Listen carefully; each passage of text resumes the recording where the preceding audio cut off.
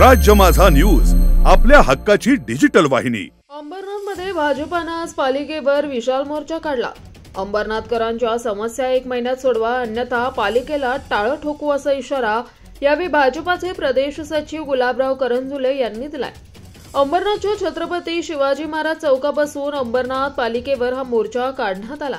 पालिकेच्या आवारात हा मोर्चा येताच मुख्याधिकाऱ्यांच्या प्रतिकात्मक पुतळा आणत त्याला जोडे मारण्यात आले। त्यानंतर पालिकेच्या आत येऊन मुख्याधिकारी उपस्थित नसल्याने भाजपा पदाधिकाऱ्यांनी पॅसेजमध्येच ठिय्या आंदोलन केलं।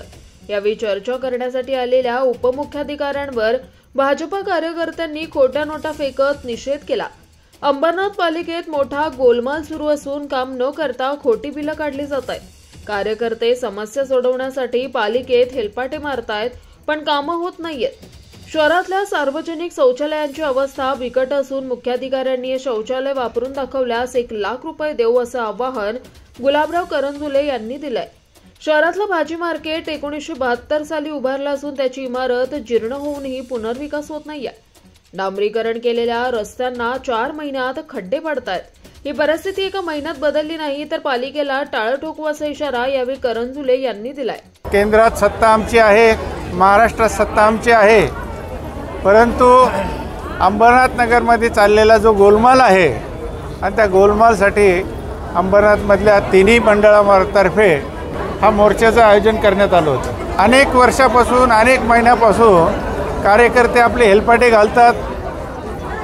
या नगरपालिकेमध्ये अशी वरड आहे की बोगस बिलं काढली जातात, कामं न करता बिलं काढली जातात, जनतेचा पैशाचा गैरवापर केला जातो।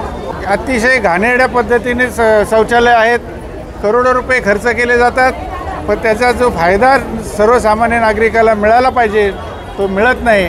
मी सांगतो मुख्याधिकारी साहेबांनी, मी सांगतो ते शौचालय 1 दिवस वापरावं, मी त्यांना 1 लाख रुपये देईल।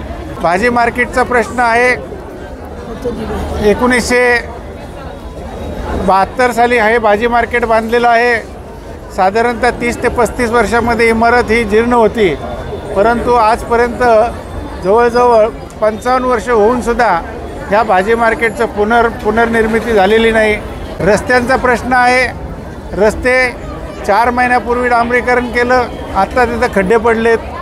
जर 1 महिना त्यांनी कामं नाही केली तर अभिजित करंजुले यांनी सांगितल्याप्रमाणे या नगरपालिकेला टाळा ठोकू आणि परत या नगरपालिकेत CO दिसणार नाही अशी व्यवस्था आम्ही करू। या मोर्चाला भाजपाचे नेते शशिकांत कांबळे, नंदू परब, अभिजित करंजुले, विश्वजित करंजुले, प्रजेश तेलंगे, लक्ष्मण पंत, भाजपाचे सर्व माजी नगरसेवक, पदाधिकारी आणि कार्यकर्ते मोठ्या संख्येने उपस्थित होते। राज्य माझा न्यूज, आपल्या हक्काची डिजिटल वाहिनी।